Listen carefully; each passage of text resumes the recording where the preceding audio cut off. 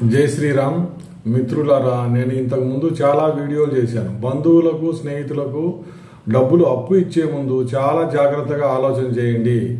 ఆ అప్పును వాళ్ళు ఏ విధంగా తీర్చగలరు, మీరు అది ముందు ఆలోచించిన తర్వాతనే ముందు అప్పు ఇవ్వాల్సి వస్తుంది. ఆలోచించిన తర్వాత అప్పు ఇవ్వాల్సి వస్తుంది అంటే కన్నా మీరు ఎంతో జాగ్రత్త తీసుకోవాలి. ఇప్పుడు నేను బ్యాంకు మేనేజర్గా, ఇంకొక ఆయన బ్యాంకు మేనేజర్, ఎవరైనా సరే ముందు అదే ఆలోచన చేస్తాం. ఈయన ఏ విధంగా బ్యాంకులో తీసుకున్న అప్పును తీరుస్తాడు, ఏదైనా సంపాదించి తీరుస్తాడా, ఏ విధంగా పెంచి ఆ డబ్బు మనం ఇచ్చిన డబ్బులను వడ్డీతో సహా మనకు వాపస్ చేస్తాడు, ఇదే ఆలోచన చేయాలి. ఎవరైనా కూడా అదే ఆలోచన చేస్తారు. కానీ చాలా మంది ఏంటంటే ఎవరో డబ్బులు అడిగారు, వడ్డీ వస్తుంది మనకు అనేది 1,00,000, 2 లక్షలు, 10 లక్షలు, 20 లక్షలు ఇట్లా వాళ్ళు దాచుకునే డబ్బు అంతా కూడా ఇస్తున్నారు. ఇచ్చిన తర్వాత ఏంది, చిక్కుల్లో పడుతున్నారు. తర్వాత వాళ్ళు ఏం చేస్తున్నారు, ఇంటికి రామంటున్నారు, ఆ 1,00,000, 10 లక్షలకు ఏంది మిగిలించుకోవాలని చంపేస్తున్నారు. స్నేహితులే, బంధువులే. మరి అట్లా చేసినప్పుడు మనం నోరు మూసుకొని మనం బ్యాంకులో జమ చేసుకోకుండా, చాలా మంది ఇట్లనే అనమాట, వడ్డీ వస్తుంది బ్యాంకులో ఎంత అండి మీరు ఇచ్చేది, ₹1 ఇస్తారు లేకుంటే రూపాయి ఇస్తారు. మాకు చూడండి ఇక్కడ ₹2 వడ్డీ, చిట్టీలలో ₹2 వడ్డీ నడుస్తుంది, ₹3 కూడా నడుస్తుంది అంటాడు. ఆఖరికి ఆ చిట్టీలు ఆయన అందరికీ ఎగనామం పెట్టి వెళ్ళిపోతాడు అనమాట. మరి అటువంటిప్పుడు మనం ఎందుకు బ్యాంకులో పొదుపు చేసుకోకూడదు అంటే సమాధానం చాలా మంది దగ్గర ఉండదు. ఎందుకంటే వాళ్ళకి అలవాటు అయిపోయింది బ్యాంకు కాకుండా పక్కదారిలోనే పోవాలి అని. ఇట్లా చాలా మంది ప్రాణం పోగొట్టుకున్న వాళ్ళు, కొంతమంది అయితే అవమానం పాలైన వాళ్ళు, కొంతమంది డబ్బులు పోయినాక అసలు ఏం చేయాలో దిక్కు తెలియలేదు, మళ్ళీ వీళ్ళు అప్పు చేయాల్సి వస్తుంది. ఇప్పుడు ఎవరైనా మన దగ్గర అప్పు తీసుకున్న మనిషి బలవంతం కానీ లేకుంటే న్యాచురల్ సహజంగా కానీ చనిపోయాడు అనుకోండి, మళ్ళీ వాళ్ళ బంధువులు ఇస్తారా మనకు అప్పు? ఎంత ఇస్తారు? పూర్తిగా ఇస్తారా, వడ్డీ ఇస్తారా, లేకుంటే ఎట్లా ఇస్తారు? అది ఇప్పుడు మనకేదైనా జరిగితే వాళ్ళు ఏమన్నా ఇస్తారా అవసరానికి? అది కూడా ఆలోచన చేయాలి. కాదు నేను మూర్ఖంగా ఉంటాను, నేను ఎవరికైనా అప్పు ఇస్తాను, వాడికి ఆపద వచ్చింది, వాడు చాలా మంచి స్నేహితుడు అనుకున్నారు అనుకో, అటువంటి వాళ్ళే ముంచుతున్నారు ఈ కాలంలో. ఎంతో మంది అసలే రావడం లేదు.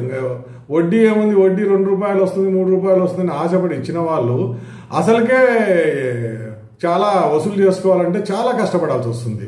మరి అంత రిస్క్ ఎందుకు తీసుకోవాలి, మనం ఆలోచన చేయండి. నేను రకరకాల సందర్భాలన్నీ ఇప్పుడు చెప్తాను. ఎవరెవరు అప్పు ఇచ్చారు, ఏ విధంగా వాళ్ళకు ప్రమాదం జరిగింది, ఏ విధంగా నష్టం జరిగింది అనేదే ఈరోజు మన వీడియోలో ముఖ్య ఉద్దేశం.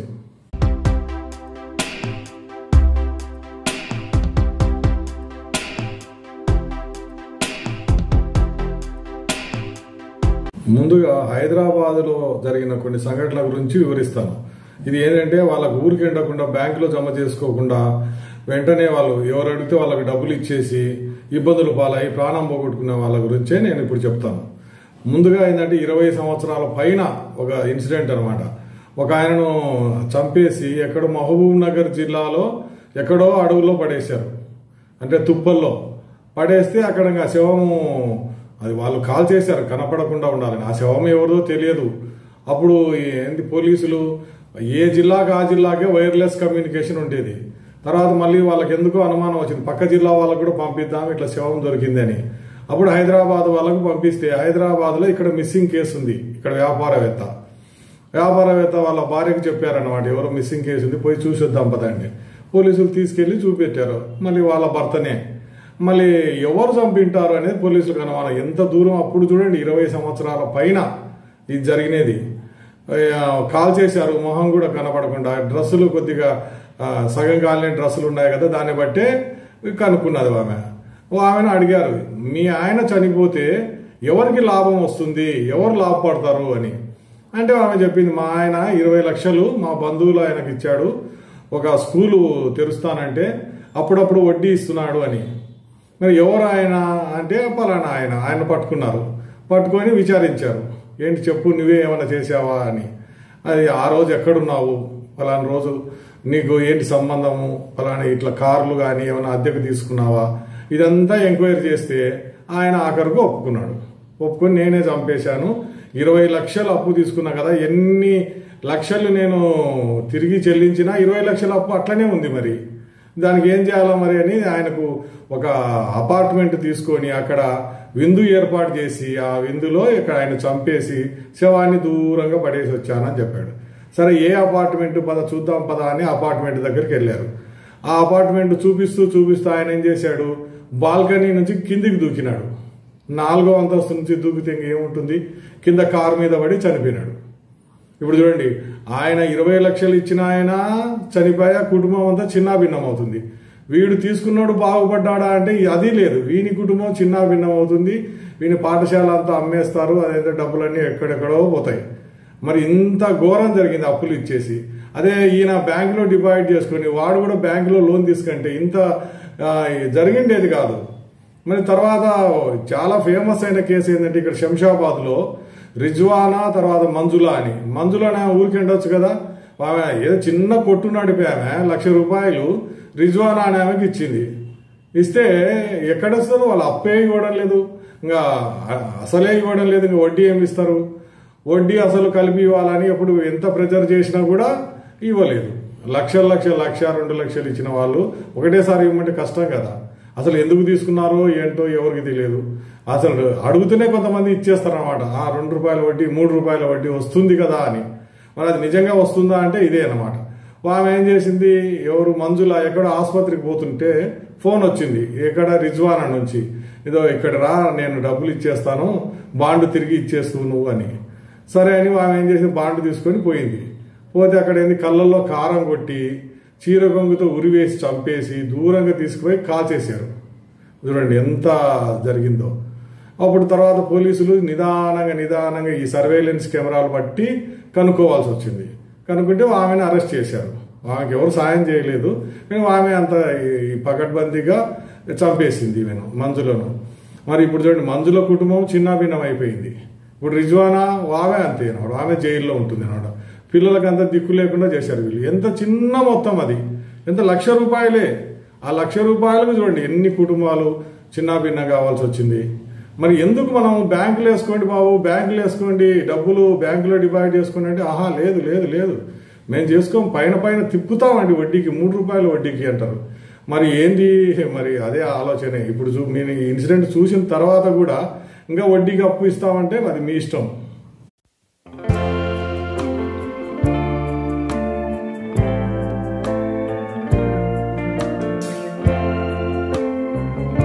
ఇంకొకటి విచిత్రమైన సంఘటన చెప్తాను చూడండి.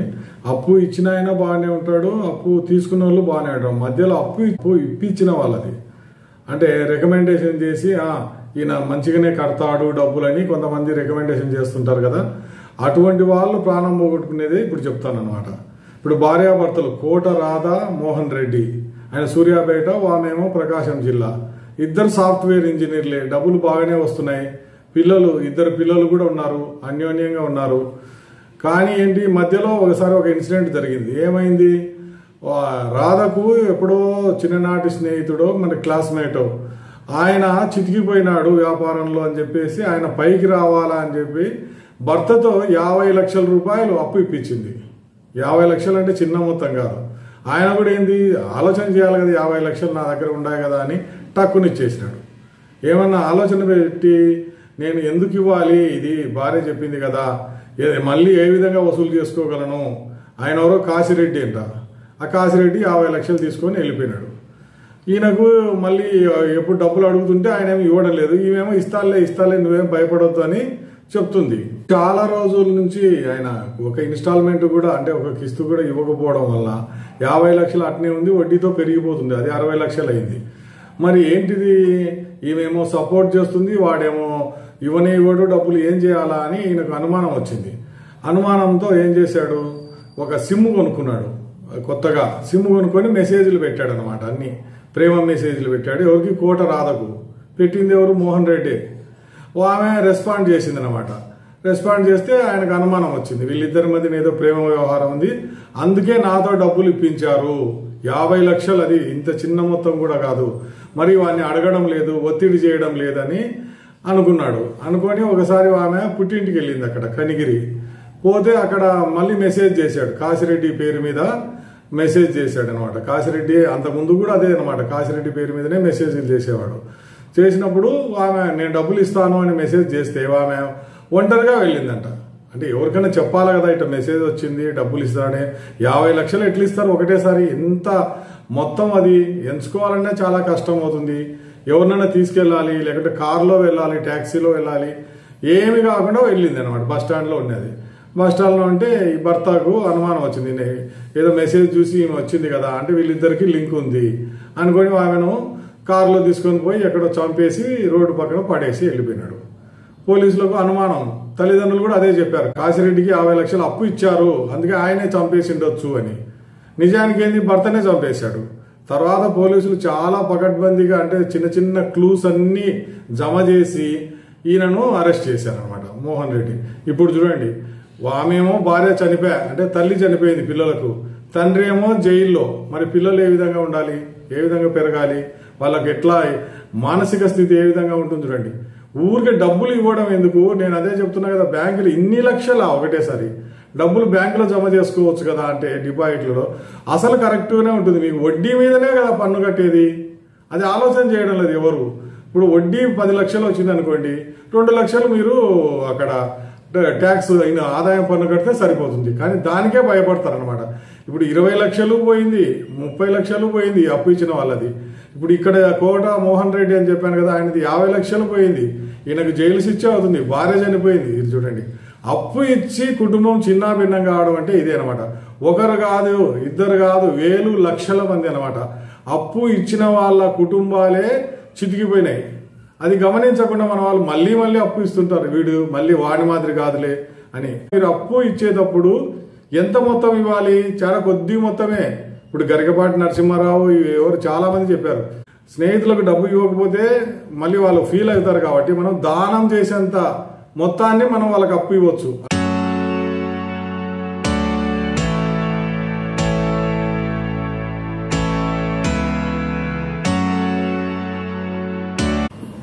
మీరు అప్పు ఎవరికైతే ఇస్తున్నారో ఆ వ్యక్తి దివాలా పిటిషన్ దాఖలు చేస్తే కోర్టులో మీ పరిస్థితి ఏంటి, తర్వాత ఈ లోకం నుంచి వెళ్ళిపోతే ఎట్లా, అది ఆలోచన చేశారా? చాలా మంది అనమాట అప్పు తీసుకుంటారు, వెంటనే ఈ ప్రపంచం నుంచి వెళ్ళిపోతా ఉంటారు. ఈ మధ్య పంచకులలో చూశారు కదా, హర్యానాలో 7 అనమాట 20 కోట్ల అప్పు ఉందంట. వాళ్ళు 7 చనిపోయినారు అనమాట. అంటే 6 కారులో చనిపోయినారు, ఒకరేమో ఆసుపత్రికి తీసుకెళ్లిన తర్వాత చనిపోయినారు. నాకు తెలిసినంత వరకు చాలా మంది అట్లా. ఇంకా ఇన్సాల్వెన్సీ పిటిషన్ అంటే ఐబీ దాఖలు చేస్తారు కదా, అటువంటి వాళ్ళు చాలా 100 మంది ఉంటారు అనమాట. మీరు ఇప్పుడు 5 లక్షలు ఎవరికైనా అప్పు ఇచ్చింటారు అనుకోండి, 5 లక్షలకు 1 లక్ష రూపాయలు మీకు రావచ్చు కోర్టు వాళ్ళు, మీ అప్పు ఉందని ఆయన డిక్లేర్ చేసింటే. దానికి మీరు లాయర్ను పెట్టుకోవాలి, ఆయనకు పోషించాలన్నమాట లాయర్ను కూడా. అప్పుడు ఆయనకు కూడా కొద్దిగా 50,000 ఎంతో ఖర్చు అవుతుంది. ఇప్పుడు దర్పంగా కొందరు మెడలో పెద్ద చైన్లు వేసుకుంటారు, ఉంగరాలు పెట్టుకుంటారు, పెద్ద కార్లు మెయింటైన్ చేస్తారు, అప్పులు తీసుకుంటా ఉంటారు. ఇప్పుడు వాళ్ళు అప్పు తీసుకున్న వాళ్ళది తప్పు కాదు, ఇచ్చిన వాళ్ళదే తప్పు అనమాట. ఇచ్చి అవస్థ పడుతున్నారు కదా వాళ్ళు చాలా మంది. అది చూసి కూడా మళ్ళీ ఇంకో కొంతమంది అప్పిస్తారు. అంటే ఒకరు కాదు, ఇద్దరు కాదు, నేను చెప్పాను లక్షల మంది అప్పు ఇచ్చి నష్టపోయిన వాళ్ళే ఉన్నారనమాట. ఎందుకంటే ఇదే అనమాట వాళ్ళకి ప్రారంధ కర్మ అంటారు చూడండి. వాళ్ళు తప్పించుకోలేరు అనమాట. ఎక్కడెక్కడో డబ్బులు పోవాలనో అక్కడ పోతూనే ఉంటాయి. కాబట్టి మీరు కూడా ఆలోచన చేయండి, ఎవరికి అప్పు ఇవ్వాలి, నేను బ్యాంకులో వేసుకోవాలనా లేకుంటే బయట 2 రూపాయల వడ్డీకి 3 రూపాయల వడ్డీకి ఇవ్వాలనా, అది ఆలోచన చేసుకుంటే మంచిది.